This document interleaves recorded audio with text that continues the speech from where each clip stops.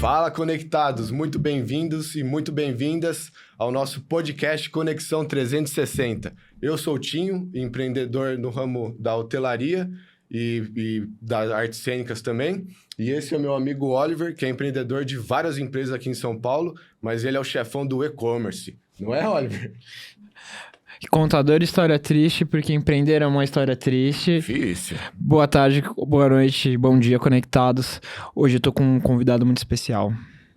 Professor, mestre, as pessoas que vai tirar todas as nossas dúvidas sobre psicologia no trabalho, vai ajudar a gente a tornar o nosso ambiente de trabalho melhor. Tem algum adendo a fazer? Ele é professor da Faculdade Cruzeiro do Sul, né? Docente das matérias Psicologia do Trabalho e Psicologia Social. Correto, professor? Exatamente. Dimitri Moita, é isso? Exato. Muito bem-vindo ao nosso podcast, Dimitri. Muito Bem-vindo, obrigado pelo Dimitri. convite. É um prazer atender o convite de vocês. E espero que seja uma conversa agradável pra gente, que sirva para as pessoas também, né? Que procuram Isso. o canal de vocês, refletir sobre algumas coisas importantes pra gente. Isso aí. O foco aqui é total desenvolvimento pessoal. Uhum. Eu bato bastante na tecla do empreendedorismo, mas a parte humana sempre vem na frente de tudo, né? Uhum. E eu acho que o seu trabalho é talvez acho que o mais humano possível, que é entender a mente, né? Procurar melhorar a forma do trato. Então, eu acho extremamente importante o tema que a gente vai abordar hoje, né, Tinho? Exatamente. E aí, qual que é a nossa primeira pergunta para o nosso mestre? Primeira pergunta é: o que é psicologia social? Vamos lá, começando pela psicologia social. A gente tem a história da psicologia como um conhecimento que, antes de ser reconhecido como ciência, tinha preocupação com isso que agora a gente estava pensando no começo, né? Como é que funciona o comportamento das pessoas, como é que funciona isso que a gente está chamando de mente. Em momentos históricos anteriores foi chamado de alma, né? Mas a ideia é entender por que as pessoas são diferentes entre si, por que elas agem da forma como agem, como é que a gente pode entender esse processo que faz com que eu seja de um jeito e você seja do outro, né? O que é que vai levar a isso? E aí, quando a gente chega ali pelo começo do século XX, 1900 e pouco, 1908, a gente tem alguns estudos que começam a dar atenção para o modo como estar em determinado tempo histórico, fazer parte de uma determinada cultura, vai fazendo com que eu, Dimitri, possa me desenvolver de uma forma específica e o Tinho de outra forma. Há indivíduos diferentes, mas a gente compartilha algo comum nesse tempo, né? Sim. A gente se diz homem de uma forma que é semelhante. A gente performa o gênero masculino de uma forma que é comum ao nosso tempo. É fácil de comparar isso quando a gente olha, por exemplo, para os nossos avós, quando a gente olha, né, para outras culturas. O que é ser homem aqui no Brasil é muito diferente do que é ser homem, por exemplo, no Azerbaijão, na Namíbia e por aí vai. Então a psicologia social olha para isso. Como é que a gente pode entender o desenvolvimento do ser nesse contexto histórico, político, cultural que ele vive agora no momento. E você tocou numa palavra passado. Antes da gente continuar com o assunto, quem é Dimitri? Como é que você chegou na faculdade, ou você gostaria de ser professor? Sempre teve essa ideia na cabeça? Como é que foi essa trajetória? Tá. É interessante que a pergunta sobre psicologia social tenha vindo antes, porque acima de todas as coisas como profissional, eu sou um psicólogo social, né? E eu chego na universidade para cursar psicologia, eu sou cearense, né? Nasci em Fortaleza. Boa, hein?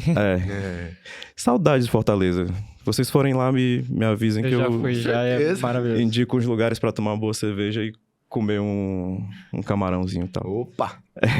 Aí lá em Fortaleza eu comecei pela engenharia química, eu gostava muito de química, entrei na universidade para estudar isso e foi uma grande decepção, assim, eu imaginei que eu ia estar direto no laboratório fazendo experimentos, né, e misturando as coisas, e a engenharia química tem, como a base das engenharias, tem muito cálculo, né, são 2 anos estudando cálculo, foi uma coisa muito sofrida. Mesma coisa comigo no comércio exterior, chegou na base do cálculo, Mas você perseverou?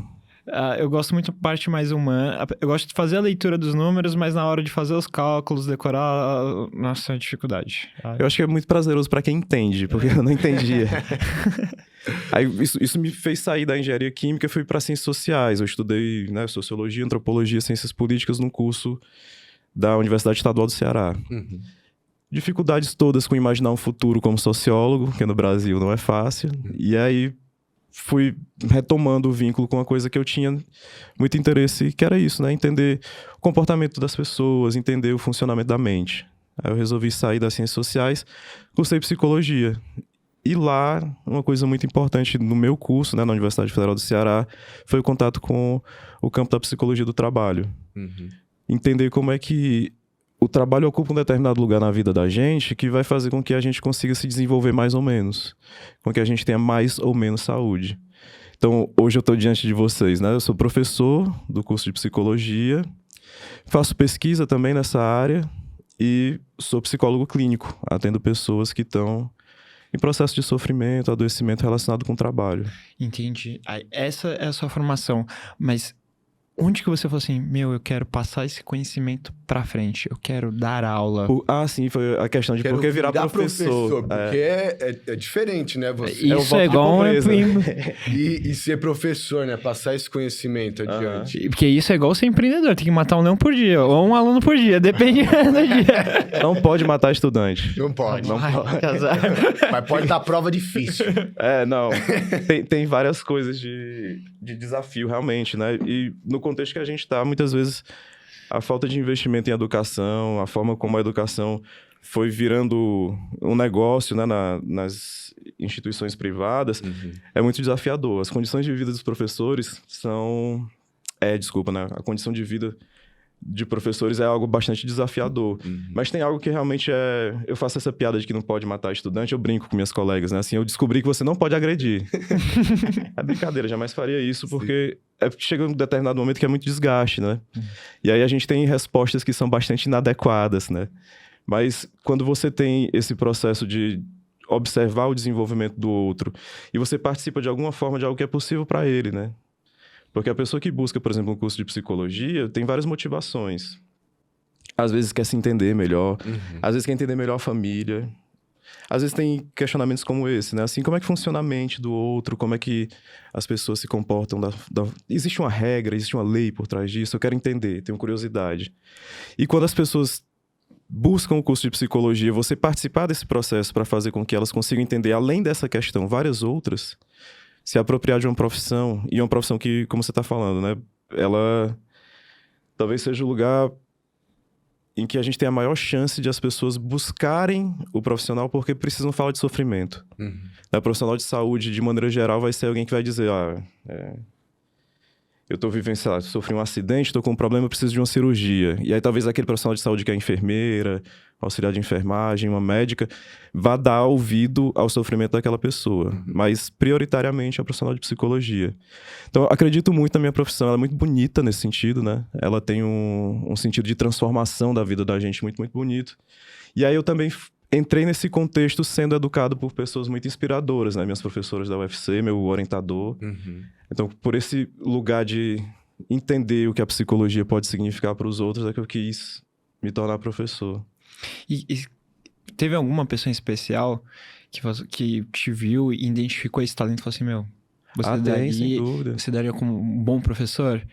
O primeiro semestre da graduação, eu tive contato com esse que hoje é um amigo, né? Uma pessoa que eu tenho muito carinho, que é o Cássio. É meu professor. No primeiro semestre de psicologia, ele deu a disciplina de introdução à psicologia. E aí, a gente tinha como o trabalho da disciplina, você tinha que procurar conhecer os núcleos de pesquisa do curso. E ele era coordenador do curso de Psicologia do Trabalho, que eu ainda tenho um contato mais afetivo, mas eu cursei a graduação, o mestrado e o doutorado fazendo parte desse núcleo.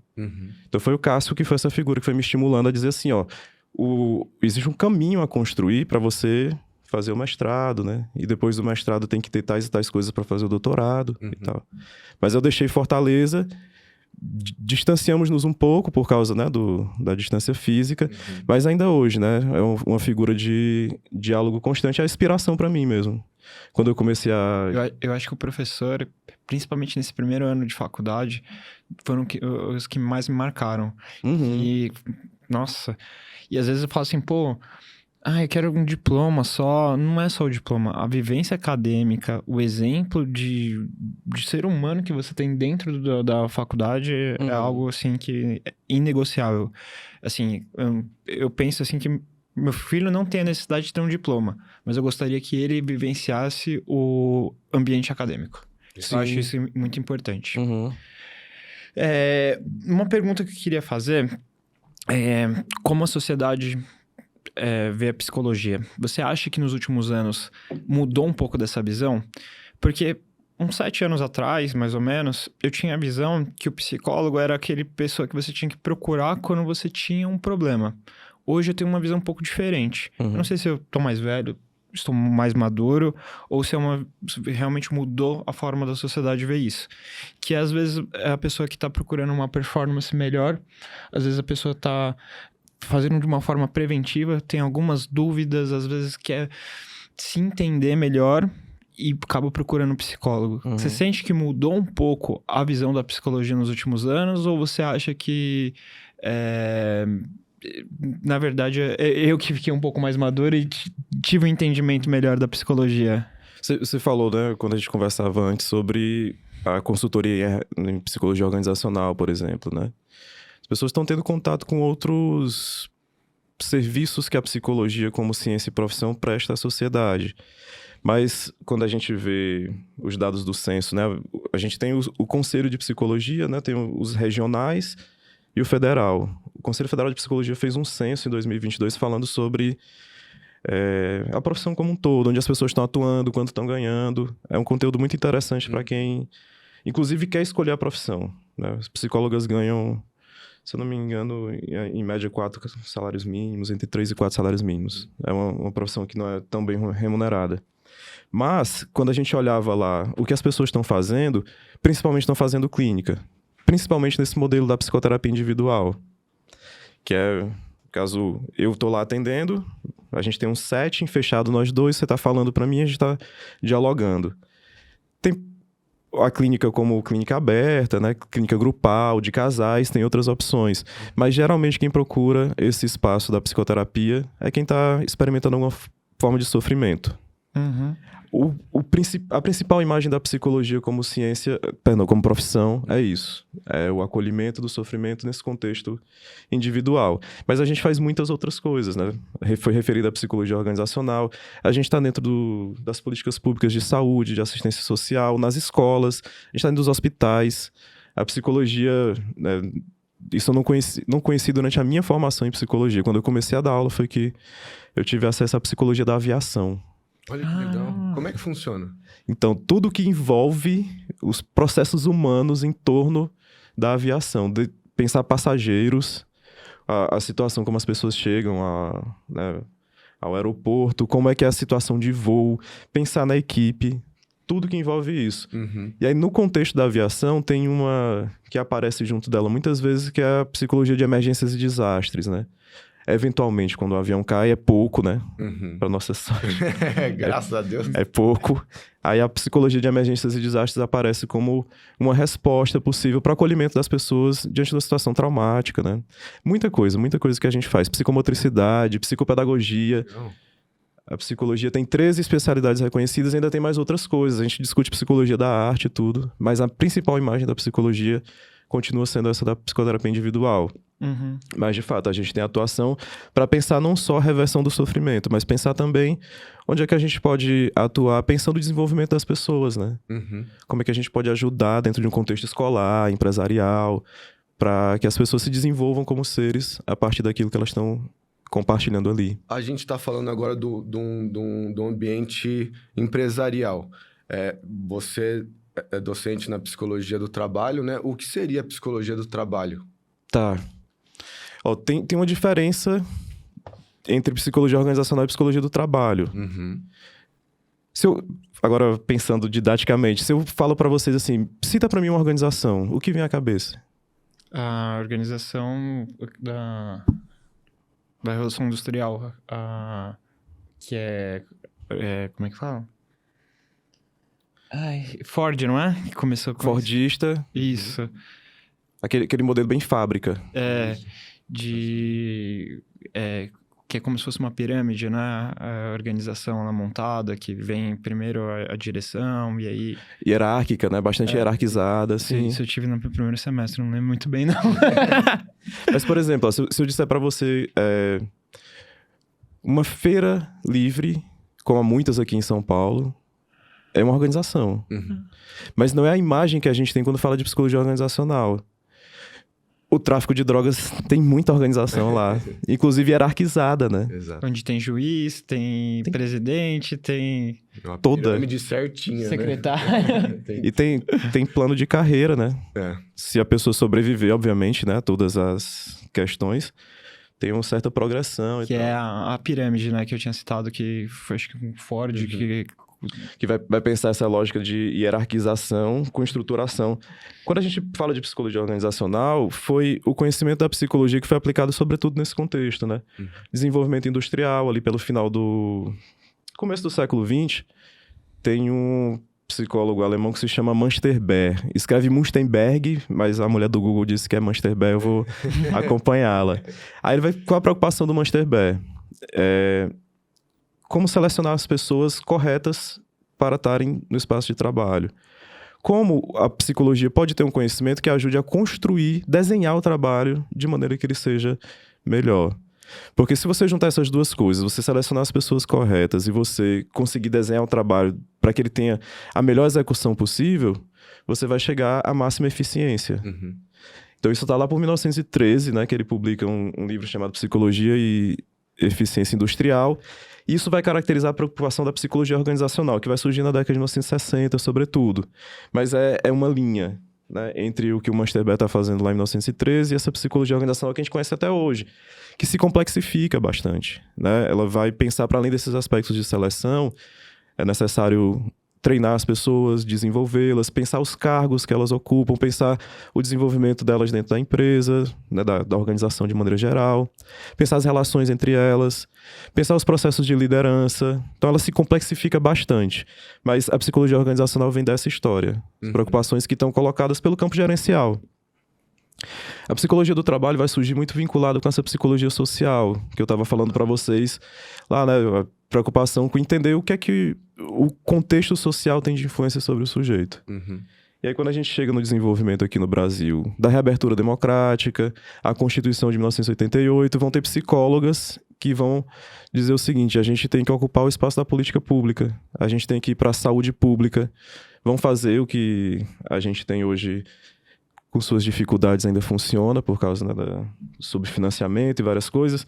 A gente tem uma rede nacional de saúde do trabalhador e da trabalhadora, que é, dentro do SUS, o espaço onde as pessoas vão poder ser atendidas quando tem os vários agravos à saúde que a gente experimenta no trabalho, né? Das perfurações, quedas, aos adoecimentos mentais e corporais. Então, a gente, quando pensa a psicologia relacionada com o trabalho, tem esses dois grandes campos. Tem gente que trabalha com as duas coisas, né? Dentro das organizações, pensa a saúde do trabalhador. Tem gente que trabalha só na política pública. Mas a gente está pensando aí todo o fenômeno humano, do ponto de vista psíquico, que está relacionado com o mundo do trabalho, né? E dentro do trabalho, assim, qual é o maior índice de como é que chama? Problemas psicológicos. Psicológicos. Se fala bastante em burnout, mas... Adoecimento mental, né? Sim. Burnout. Hoje, o que você identifica nos últimos anos que está sendo um grande problema no meio ambiente de trabalho? Tá. Dizer estatisticamente eu não vou conseguir. Mas a gente tem hoje uma iniciativa da Organização Internacional do Trabalho, com o Ministério Público do Trabalho e acredito que a USP, se não for a USP, é a Unifesp, que se chama Smart Lab, laboratório inteligente, né? Eles pegam os dados acerca da saúde do trabalhador e questões previdenciárias. Quando a pessoa sofre um acidente e precisa ser afastada, eles pegam esses dados no Brasil e compilam. Quando se trata de benefício acidentário no INSS, a pessoa sofreu um acidente e precisa ser afastada, né? Os transtornos mentais e comportamentais estão na terceira causa. Os não acidentários estão em quinto. Significa que a gente gasta muito, muito dinheiro por causa da falta de prevenção, né, de promoção à saúde, de condições seguras de trabalho nos diversos espaços que as pessoas trabalham. Quando a gente está falando especificamente desses transtornos mentais e comportamentais, um que tem chamado muita atenção é esse que você citou do burnout, que traduzido para o português é síndrome do esgotamento profissional. Uhum. Vocês já entraram em contato com ele, né, de leitura, reportagem? Sim, eu ainda não tive, mas... Espero que não tenha experimentado, mas bastante comum. Eu já tive algo parecido. É difícil de saber porque não foi diagnosticado, mas pelo Instagram eu vi que era. Vendo a descrição do adoecimento, né? Você começa a ver... como é que eu vou dizer? Você tem alguns indícios que você tá chegando perto do esgotamento. Uhum. Na época que eu abri a empresa, que eu trabalhava 12 horas por dia, só vivia para trabalho, eu me sentia um pouco esgotado. Às vezes não era fisicamente, porque no domingo eu tinha dormido das 9 horas da manhã até 10 horas da noite, mas mesmo assim eu acordava esgotado com aquela sensação, eu não quero pensar em nada. Então, eu acho que deve ser uma sensação próxima. Mas, na época, infelizmente, acabei não procurando um tratamento ideal e eu tive que continuar. Mas tem gente que não consegue continuar. Ela chega no esgotamento por completo. E como é que acontece isso? Ela chega nesse esgotamento e a partir daí? Sim. O que acontece? Ela vai buscar ajuda, né? De psicólogo e... Às vezes, ela pode ficar até afastada do trabalho por conta disso, né? Tem, acho que, uma legislação que protege essas pessoas. Permite o afastamento. Hoje em dia, a Organização Mundial de Saúde reconhece que o burnout é uma doença relacionada ao trabalho. E dificilmente você vai desenvolver o burnout, né, a síndrome do esgotamento profissional, em outro contexto que não seja de trabalho. E aí, a ideia é essa, assim, você tem que ter o direito de afastamento. Tem uma questão complicada aqui, né? A gente está conversando com um público que tem interesse de empreender, provavelmente, né? Contratar outras pessoas. Isso é uma questão para... Enfim, se a gente está falando do desenvolvimento humano do outro, a gente tem que se preocupar com isso, que é... Se a pessoa desenvolveu o adoecimento, tem uma coisa errada com aquele trabalho. Não, mas é porque a pessoa já vivenciou uma depressão quando era criança, quando era adolescente. Tudo bem. Mas foi nesse trabalho que ela desenvolveu o burnout. Então tem um problema para se falar desse trabalho, né? Você como empreendedor, pessoa que emprega outras pessoas, que contrata de maneira geral, você tem que começar a refletir, ó. Tá bem, ela buscou ajuda, ela tá sendo afastada agora. Ela vai voltar pro mesmo trabalho? Porque é uma coisa que... Como que eu vou lidar com ela quando ela voltar desse afastamento, né? Mas é para trabalhar do mesmo jeito? Porque, por exemplo, quando a gente tá na iniciativa pública, tem o caso das professoras. As professoras das escolas públicas, elas passam por um processo de adoecimento muito, muito grave, assim. O trabalho não muda. E aí o que acontece? A professora chega a um ponto de esgotamento que ela chega na sala de aula... Eu conto isso na minha aula, porque quando eu escutei, me causou muita impressão. A professora chega na sala de aula na escola pública, ela diz assim, a atividade de hoje é quem ficar calado por mais tempo ganha um ponto na prova. Isso já é um sinal que ela já tá... Já esgotou aqui. Ela não aguenta mais escutar a voz do aluno, né? E aí, vamos lá. Afasta essa professora, vou jogar de volta na sala de aula. É uma chance muito grande de ela desenvolver de novo. Né? E aí, como é que lida com... Como é que a empresa tem a responsabilidade com esse profissional? O que a empresa pode fazer? Então... O que acontece no contexto da escola pública? A Secretaria de Educação tem adaptado essas professoras. Elas saem da sala de aula, vão para atividades de natureza mais burocrática, né? Uma secretaria. Secretarias, Mas é difícil quando você tem uma empresa de 7 funcionários. Exatamente. Aí é muito difícil você aplicar isso, porque uma empresa pequena, de 5 funcionários, ela depende desse funcionário. Se sai... Já mexe toda a estrutura. E às vezes não é o empregador que ele é o cara malvadão, mas é que realmente ele depende dessa pessoa para o negócio girar.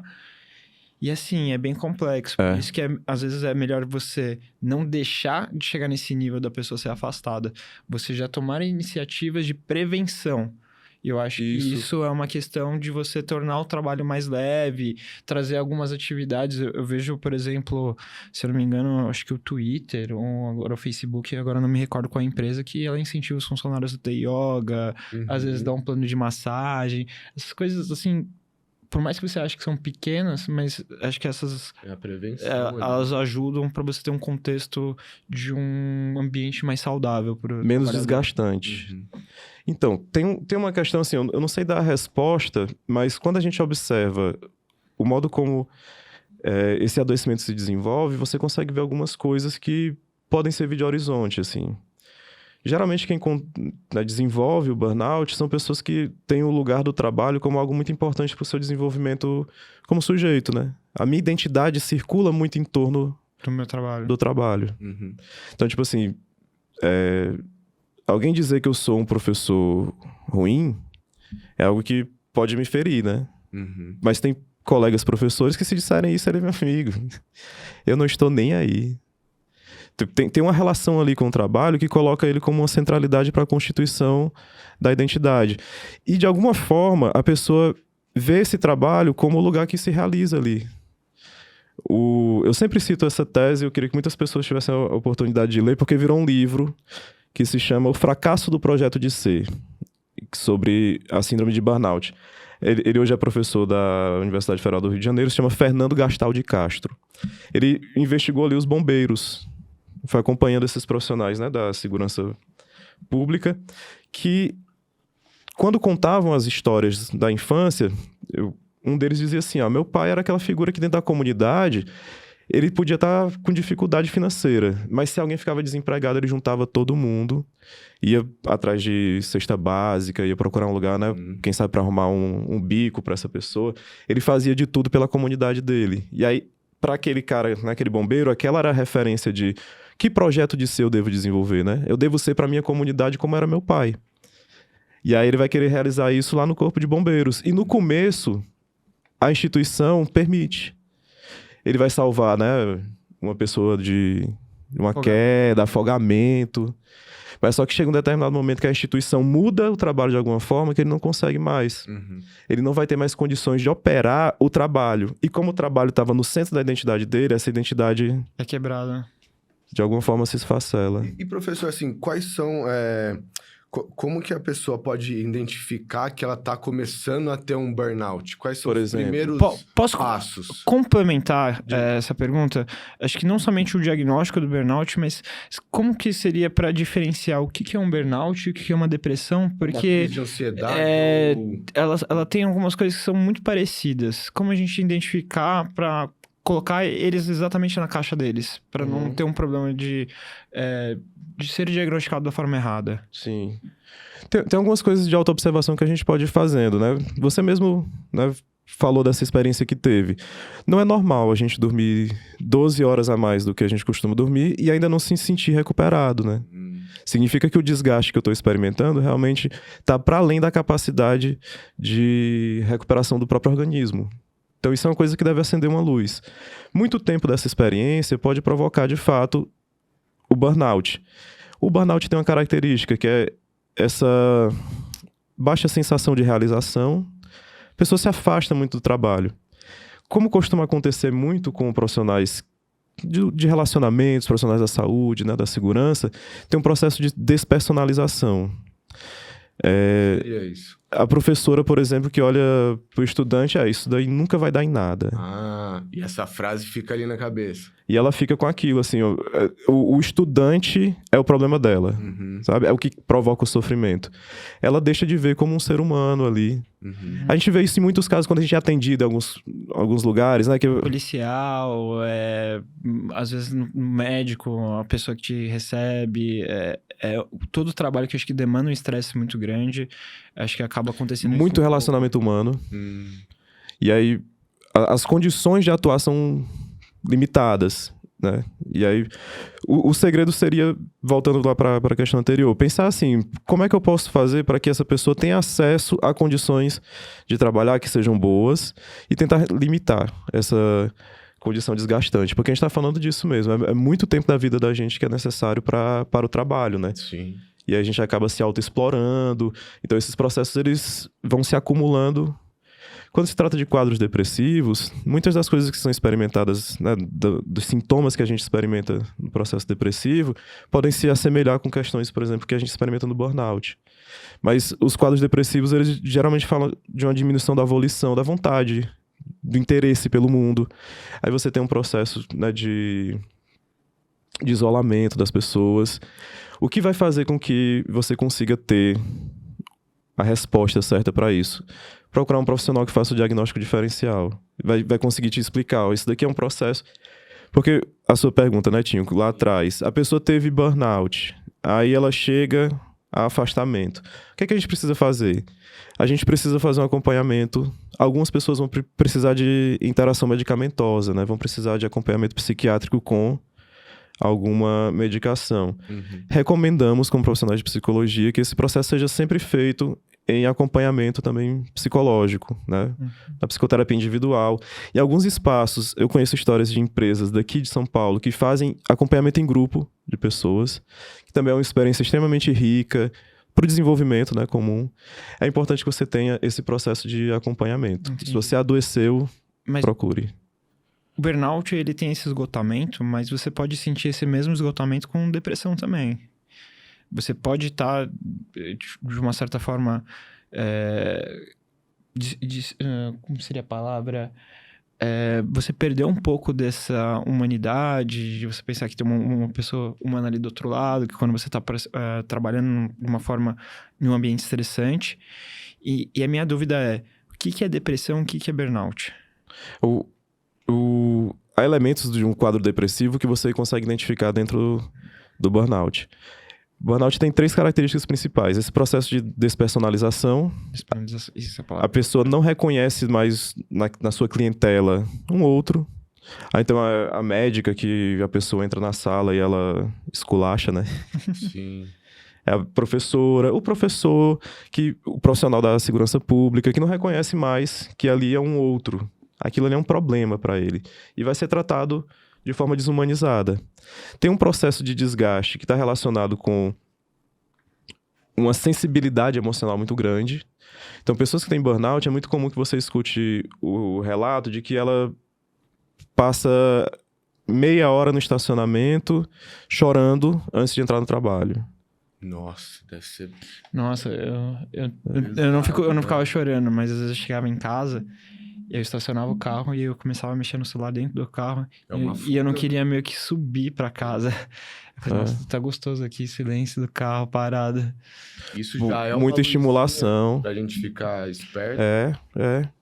Porque aí no caso da depressão, você tem de maneira geral uma espécie de desinteresse pela vida. Isso vai se expressar também... É muito, muito vago isso que eu tô dizendo, mas assim, ó, a gente tem uma baixa no funcionamento do sistema imunológico, por exemplo. Então, muitas vezes, uma experiência depressiva, né, um quadro de depressão, vai ser acompanhado de alguma outra forma de adoecimento. Aí eu tive problemas gástricos ao longo da vida, aí isso aparece junto. Aí o quadro de depressão, hoje em dia, muitos psiquiatras trabalham muito, muito, muito com ele, porque assim, é mais fácil de você começar a indicar um processo de ajuda para a pessoa. O burnout ele é muito mais específico. Ele tem um trabalho lá, como a depressão eu posso desenvolver por causa do trabalho, eu posso desenvolver por causa de um luto que eu experimentei na minha vida. Né? Perdi um ente querido, um amigo e tal, uma amiga. Aí esse quadro depressivo se expressar a partir de outras experiências. O burnout é uma doença profissional. É uma doença que coloca o trabalho lá no centro. E a depressão, ela já engloba já a vida social, ela é um pouco mais branda, vamos dizer, né? Em alguns casos, não. A gente tem vários e vários quadros, né? Alguns quadros de depressão para envolver, inclusive, delírio, né? Tem várias formas de experimentar a depressão. Mas ela pode ser tão grave quanto, né? O caso do burnout. Eu atendi pessoas já que passaram por esse processo de desenvolvimento do burnout, me procuraram quando estavam já se afastando do trabalho, indo para outro trabalho. E aí você tem isso, uma pessoa que se recupera, volta a trabalhar, volta a se desenvolver como profissional, né? Mas aquilo está na história dela. Então, começar a ter mais atenção pra, tipo, colocar um trabalho extra depois do turno, sabe? Começa a se preocupar quando um dia não acorda tão disposta. Esse adoecimento vai fazer parte da história da pessoa. Não necessariamente ela está vivenciando com os mesmos sintomas quando foi, né, experimentado. Mas aquilo vai compor a história da pessoa agora, né? Você tocou num tema que eu fiquei muito interessado. Quando a pessoa ela perde um parente, um ente querido, como lidar com essa pessoa depois desse processo de luto dentro da empresa? Porque eu, como um empregador, eu tenho essa preocupação, mas eu também não sei lidar. Eu sou ignorante nesse sentido, porque às vezes, quando tem um enterro ou algo parecido, eu nunca sei o que eu vou falar pra pessoa. Como é que eu... Eu sou aquele cara que fica perdido. A gente tem a legislação, o direito de afastamento, né? Por óbito de familiar.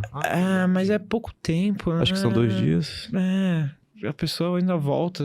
Assim, eu já presenciei pessoas próximas que ficaram 6 meses, 1 ano, assim, no processo de luto. E assim, e ela no ambiente de trabalho era outro profissional. Eu percebia que, assim, na época eu não era gestor dela, era realmente... Eu trabalhava no operacional e era um parceiro dela dentro do operacional. Mas eu via que, assim, o trabalho dela... Acho que toda a vida dela entrou num lugar muito ruim porque ela não conseguia se recuperar desse luto. Como que a empresa, a instituição, a organização pode ajudar essa pessoa? Então, esse respeito à ritualística é extremamente importante, né? A pessoa tem um momento de fazer... na nossa cultura, a gente tem... Aqui em São Paulo, os velórios são mais rápidos. Eu fiquei sabendo disso. Lá no interior do Ceará, por exemplo, o velório dura 24 horas, né? Olha. As pessoas têm que velar de fato, tipo, usar vela né, no escuro pra despedir-se dos seus mortos, né? Então, é importante respeitar esse processo a ritualística da coisa. Por quê? A capacidade de se despedir é o começo de uma aceitação. Né? De você reconhecer que aquele objeto do afeto, que é essa pessoa amada, ela partiu. E a ritualística vai ajudar a gente a, de maneira coletiva, lidar com isso, né? Então, respeitar isso é extremamente importante. Reconhecer que há elementos que estão para além do trabalho, do ponto de vista do que as pessoas fazem, né? Então, quando eu falei dessa empresa que uma amiga trabalha, que eles fizeram um grupo psicoterapêutico, né, para lidar com o burnout, isso é uma estratégia que pode estar ao alcance de algumas pessoas. Né? Você pagar, por exemplo, por esse acompanhamento. É claro que a gente está falando num contexto, na realidade brasileira, que nem todo mundo desenvolve uma empresa e tem condições de fazer esse gasto. Né? Mas se você parar para pensar, por exemplo, tendo respeitado esse processo, como é que você pode fazer com que o indivíduo tenha o retorno ao trabalho, mas de repente não sobrecarregá-lo durante um período? Ou, tendo compreensão de que esse luto pode ser algo que está prejudicando a pessoa, ter uma conversa com ela no sentido de tentar trabalhar isso, né? Como é que você está se sentindo em relação a esse processo? Em empresas maiores, em espaços maiores, às vezes a gente tem um profissional que é capaz de fazer essa mediação. Mas muitas vezes as pessoas precisam falar, né? Ter espaço para contar como está sendo a vida, como é que está sendo a experiência disso. Então, se isso é feito de maneira, né, sincera, honesta, dá espaço e abertura, isso pode ser algo que colabora mesmo. Mas tem muito mais aspectos, né? Assim, a perda de um ente querido pode mobilizar aspectos que vêm desde a sua formação, como ser na infância, na adolescência, a vinculação com esse outro, né? Tem várias outras coisas. Eu peguei algumas dicas aqui, acho que...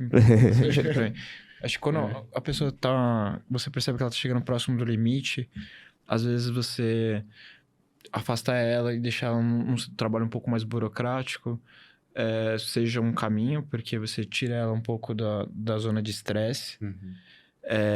Você, às vezes, ser um pouco mais... Tem essa empatia com o problema, com a pessoa que tá passando pelo luto, às vezes dá umas férias de uns 30 dias, às vezes ela já tem uma férias para tirar. Vamos tirar agora, que pra você passar por esse processo de luta, talvez também seja um caminho, né? Sim. As dicas práticas para pequena empresa, porque eu também sou um pequeno empresário, microempresário, então eu imagino que esses sejam alguns caminhos.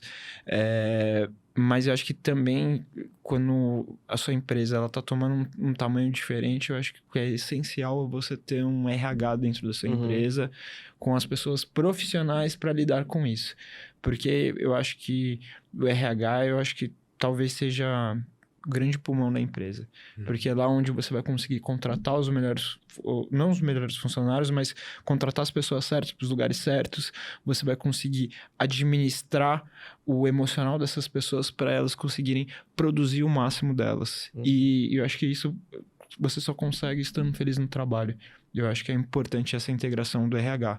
O problema, a minha grande crítica hoje, é que às vezes eu acho que o RH ele trabalha muito mais em função da organização, da empresa, do que propriamente pro colaborador. E isso é uma crítica que eu tenho, porque eu vim do corporativo, eu trabalhei em telemarketing, trabalhei em vários trabalhos onde tinha muita escala de mão de obra, um operacional muito grande, e eu percebia isso. Que o RH ele trabalhava muito mais em função da empresa do que propriamente para o colaborador. Pode falar. Fala, tio, fala. Não, pode falar. Então, quem conseguir resolver essa contradição, acho que meus colegas da psicologia organizacional vão agradecer muito, porque é difícil, assim, né? Você tá falando... Quando eu falo dessa linha da psicologia organizacional que surge com a demanda de contratar as pessoas, você tá pensando, por exemplo, na realidade brasileira... Quando a gente tem o princípio da industrialização, vocês recordam aquele quadro da Tarsila do Amaral, que tem os operários, as chaminés lá atrás, vários rostos diferentes, né? E assim, escala. Aquilo ali ela está representando o que era o povo que estava indo trabalhar na indústria. Era muita gente que vinha do ambiente rural. Então tinha que ser treinada, tinha que ser, né? E a psicologia ocupou esse espaço de fazer isso, assim. Muitas vezes desrespeitando a individualidade, a subjetividade, o desejo das pessoas. É claro que a gente tem que fazer um acordo com o real, né? Um acordo com o mundo. Eu não posso desejar que o mundo seja só aquilo que eu desejo que seja. O mundo é diverso de mim. Mas outra coisa é quando você começa a ocupar esse espaço, né, no RH, fazendo um discurso que é de mobilização do sujeito, mas que na verdade não apresenta nenhuma...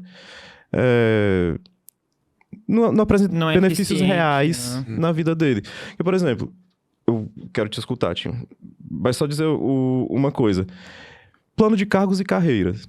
Numa empresa grande, você precisa fazer isso operar de maneira concreta. As pessoas saberem que elas entram num determinado espaço.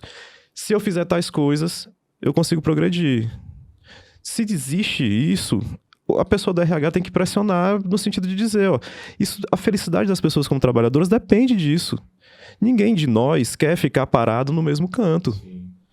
Ah, não, mas tipo assim, eu não posso prometer progressão dentro da minha empresa. Vamos começar a trabalhar com essa progressão de maneira a pensar você para o mercado. Entende?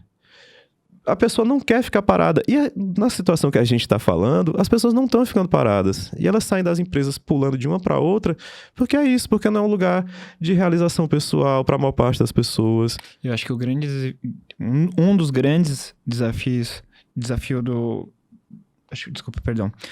Acho que o grande desafio do empreendedor hoje, do microempreendedor, é você conseguir manter as pessoas do seu time motivadas, sendo que você não tem um plano de carreira definido, porque é uma empresa pequena. Às vezes, tem muita coisa a oferecer Você não consegue te oferecer um cargo de direção porque não tem diretor. Você não consegue oferecer um cargo de... se bem que hoje eu estou inventando um monte de cargo diferente. CFAO, então é difícil você prometer coisas assim que você não assim, todo mundo trabalha para crescer. Dificilmente tem um empresário que quer ter 5 funcionários e vai manter 5 funcionários. Eu não consigo. Eu sou ambicioso. Eu quero ter 50 funcionários, 100 funcionários. Só que eu não vou chegar numa entrevista e prometer que isso vai acontecer, porque eu não sei. Não sei. Eu trabalho com a minha realidade de hoje. Mas eu também falo, acredita, compra o meu sonho, porque se a gente sonhar, a gente vai trabalhar junto e a gente vai chegar num lugar. Uhum. Mas eu acho que é difícil para a pessoa aceitar que ela não tem um plano, que ela precisa uma coisa tangível, que ela precisa trabalhar 6 meses aqui para prestar uma prova aqui, não pode chegar atrasada. Sim. E às vezes tem pessoas que compram um sonho, mas tem outras pessoas que não... Aí vão pulando de empresa. É uma situação complicada. Não, na verdade, o que eu tava pensando naquela hora era mais, assim, trazendo um pouco para mim, a minha empresa, ela é uma empresa pequena. Uhum. Então, vai mais... Eu não tenho um RH, eu não tenho um psicólogo do trabalho lá, enfim, que consiga fazer esse trabalho, tudo mais. Mas vai da nossa sensibilidade de conhecer aquele funcionário e começar a entender esses gatilhos, né, que estão fazendo com ele que ele não quer mais trabalhar naquela empresa, ou enfim. Mas eu acho que a gente partindo do pequeno empresário, a gente tem uma visão mais humanizada do funcionário, né? Se colocar no lugar do próximo ali, né? Ter essa sensibilidade. Mesmo que a gente não tenha esse conhecimento de psicólogo ou de RH mais aprofundado ali, eu acho que de você conhecer a pessoa como a gente se conhece há anos, assim, eu sei que você vai chegar, você vai ter um olhar, eu já sei, aconteceu alguma coisa com ele. Ter essa sensibilidade, eu acho que é interessante entender, né? pra De gente, enxergar, né? Eu acho que é um pontapé inicial aí pra construir. Mas eu acho que outra dica que legal. que eu poderia dar é o seguinte: tem muita empresa que fala, você quer sair da empresa, pede as contas. Uhum. É difícil isso, velho. As pessoas têm contas pra pagar. Às vezes a pessoa quer sair, simples, quer assim, empreender. Eu tenho uma política lá na empresa que é o seguinte: se você quer ser mandado embora, você bem fala comigo que eu te mando embora. Tá. Assim, no máximo que eu vou falar é, segura 2 meses, 3 meses que eu preciso juntar a grana da rescisão. Algo nesse sentido. Mas eu jamais vou falar assim, não, que você quer sair, pede as contas. Uhum. Porque, infelizmente, a nossa legislação, assim, melhorou, que hoje você consegue fazer uns certos acordos, mas eu acho que esses acordos não beneficiam muito o colaborador. E aí, às vezes, a pessoa se sente presa a um trabalho que ela não gosta, e às vezes esse negócio que, porra, não tô bem no lugar e tal, parece que é contagioso. Uhum. Mas Não é? Então, não nada, né? Talvez o contágio esteja relacionado com o fato de que essa pessoa que começa a sofrer, ela chama a atenção dos outros para as coisas que essas outras pessoas não estavam percebendo, né?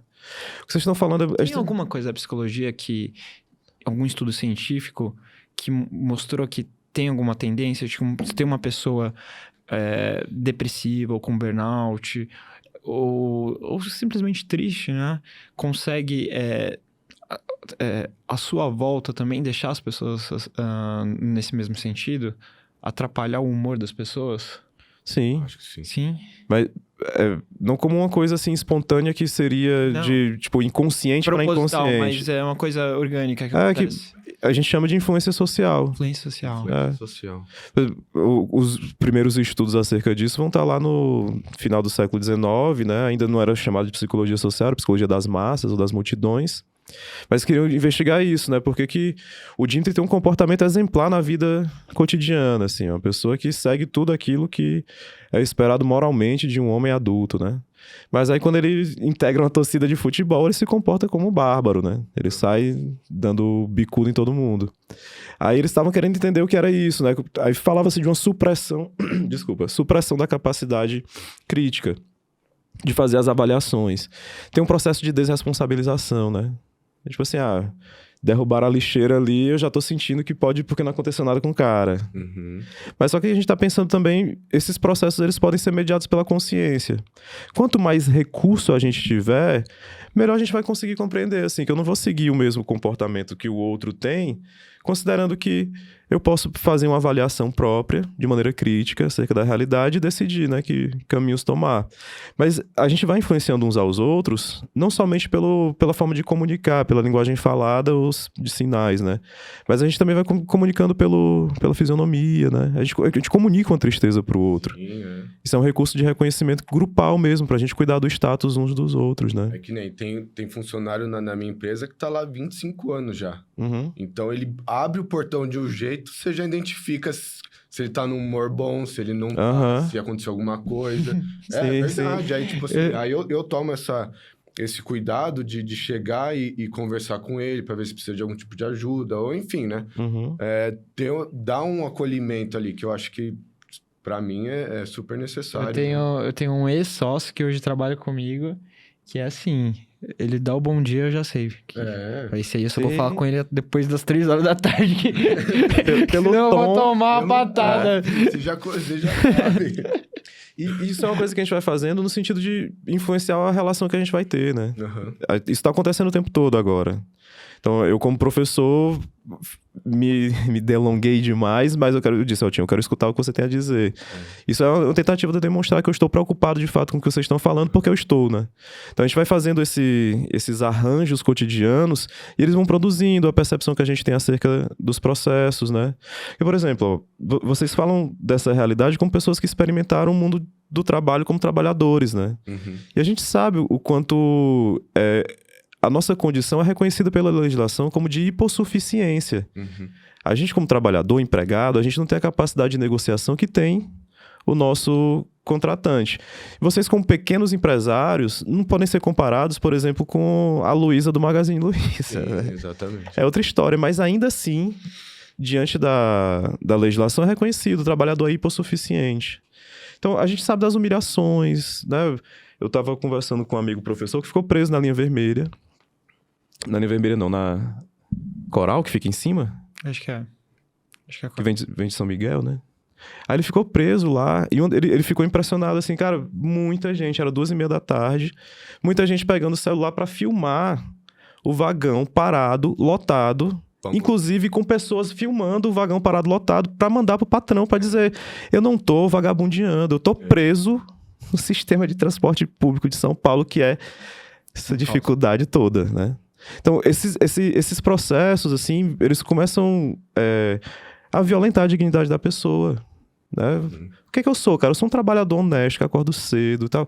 E aí, de repente, vem um cara dizer assim, tá vagabundeando. Isso viola, né? Isso torna um relacionamento abusivo, assim? Porra, total. Total, né? Assedioso, né? Assedioso. Você ter essa... preciso provar pro meu chefe que eu não tô vagabundeando, eu tô querendo ir pro trabalho, mas não tô conseguindo. Você ter que mostrar isso já torna um relacionamento que esse chefe te coloca meio que num relacionamento abusivo ali, né? Eu te escuto até a página 2, assim. Eu te respeito até a página 2. Por quê? Porque tu me esculacha. É uma coisa quase de uma naturalidade de reação. Algumas pessoas vão conseguir fazer isso, né? Agir também de forma agressiva em relação àquele que é agressivo. É claro que a gente tendo juízo trabalhador brasileiro, a gente não vai descer a voadora no patrão. Mas é aquela coisa, assim, de por trás... Vai falar mal, né? Falar mal, faz grupinho, tem que... Não, eu trabalhei muito tempo com telemarketing. E assim, eu sempre fui um vendedor extremamente acima da média. Sempre. Eu tinha uma supervisora que era... Ana Paula, você. Um abraço pra ela. Era um general. Só que ela passava do ponto. Mantém um abraço? Tira abraço. Não, mantém um abraço pra Ana Paula. Negócio amor infinito. Amor infinito. Eu super entendo. Mas é que, assim, ela era um general, só que ela não era preparada. Eu acho que também o mundo, acho que há 15 anos atrás, era um pouco diferente também. Uhum. Então, existia aquela cobrança, tipo assim, o estrelinha, você tem que vender estrelinha. Hoje é tanto e ficava em cima de mim, e soltava uns palavrão, e aquilo. E eu também não era um cara muito fácil. Tipo assim, pô, Verdade, me deu uma advertência porque eu atrasei 5 minutos numa pausa que era 20. Uhum. Eu não vou vender nada hoje. Tava aqui, ó. e não Mas vou. Mas você conseguia manter o emprego fazendo esse tipo de coisa? É que eu era muito bom, né? Tinha um espaço de controle ali. Mas eu acho que é exatamente uma falta também de treinamento. Tanto parte dela, de saber lidar comigo. Porque ele ainda não tinha 19 anos. Eu era totalmente imaturo, né? E eu acho que existe formas de você ajudar nesse processo de maturação do profissional. Se desenvolver. Esses casos que a gente está falando, né, de experiências assediosas, tem gente que vai chegar a uma forma de confronto. E aí isso pode provocar conflito ali dentro do espaço de trabalho. Mas o que costuma ser mais comum é das pessoas retraírem, né? E aí essas violências, elas vão começar a se acumular. a gente discutindo assédio, a gente tá falando sobre isso. As pessoas pegam uma característica específica porque é gordo, porque é magro, porque é alto, porque é baixo, porque é branco, porque é preto, porque é gay, porque é lésbica, porque é hétero. Dá-se um jeito de atingir. Mas a questão é essa, assim, tipo, vai se procurando algo que tá no núcleo da identidade da pessoa. E aí, algumas pessoas vão conseguir agir dessa maneira com astúcia, que é tipo, não, eu vou fazer uma piada, né? Eu vou indicar pro pessoal, ó, tá vendo como é que ele age? Vou, de alguma forma, ser ativo em relação ao processo. E muitas pessoas vão vivenciar, na verdade, um processo de adoecimento, de sofrimento, que está relacionado com o fato de que a própria estrutura dela, como identidade, vai sendo ameaçada. Isso é uma coisa extremamente importante de se dizer, porque não vai sendo cada vez mais comum nos espaços de trabalho, porque as pessoas se tornaram mais cruéis. Isso se tornou mais comum nos espaços de trabalho porque tem um sentido de aumento de produtividade. É como dizendo assim, Dimitri, se você não vender... O capitalismo tem essas coisas boas também. Então, Para você aumentar a produção da sua equipe, você precisa tratar ele melhor também. Pronto. Nossa, eu tomei um susto contigo agora. Foi ótimo. Bom, as pessoas produzirem porque são bem tratadas, né? Porque podem amadurecer dentro do trabalho. Porque uma coisa eu falando de uma função psicológica do trabalho, eu, Dimitri, no estádio de futebol é uma coisa. Como eu lido com frustração ali, é uma história. Eu, no ambiente familiar, é outra coisa. No trabalho... Consultório também. No trabalho eu tenho que ter... Aí eu tenho... Uma organização. Eu tenho que pensar assim, eu não posso agir de qualquer forma aqui. O fato de ter esse controle em relação à própria conduta é uma coisa que o trabalho pode ser positivo, se ele me permitir encontrar outras formas de agir. Eu sempre, diante da frustração, sou uma pessoa extremamente grosseira, né? Aí eu me frustro no trabalho, eu não posso ser grosseiro com meu colega de trabalho, eu não posso ser grosseiro com meu cliente, com meu patrão. Então eu vou ter que buscar aqui uma outra forma de ação. Aí o trabalho pode ser positivo nesse sentido, de me permitir conhecer novas formas de ser. Mas você acha que não abrange um pouco também daquele outro tema que a gente tocou logo no começo, que era da psicologia social, que é a parte, por exemplo, o brasileiro lida de uma tal forma, diferente, por exemplo, do japonês, diferente do americano, e etc. Porque eu vejo o brasileiro muito reativo. Eu não sou o cara assim que, ela fez isso comigo, eu vou ficar triste, eu vou parar de vender. Ou eu vou falar mal da pessoa, ou alguma coisa nesse sentido. Eu sou reativo. Era, né? Porque agora eu sou uma pessoa mais madura. Agora tem gente que ela fica triste, fica chateada. E aí entrou também naquele negócio, quanto mais recursos você tem, mais você consegue tratar o problema. Mas o Japão, por exemplo, é um país que tem muito mais recursos do que o Brasil, só que tem muito mais pessoas sofrendo por depressão e burnout do que o Brasil. E aí, onde que a parte da cultura pode influenciar o psicológico dessas pessoas? Tu ia falar nesse sentido também, tio? Aí, na verdade, já ia pra outro lugar. Tá. Desculpa, eu tinha te cortado. Nada. Eu tô tentando juntar as coisas que a gente consegue fazer um diálogo mais... Eu não sei muito acerca da cultura japonesa, mas tem uma coisa da gente aqui que, por exemplo, comparado com... Em alguns aspectos do Japão, mas principalmente em relação aos países europeus. O século XX foi um século de formalização das relações do trabalho através do emprego, né?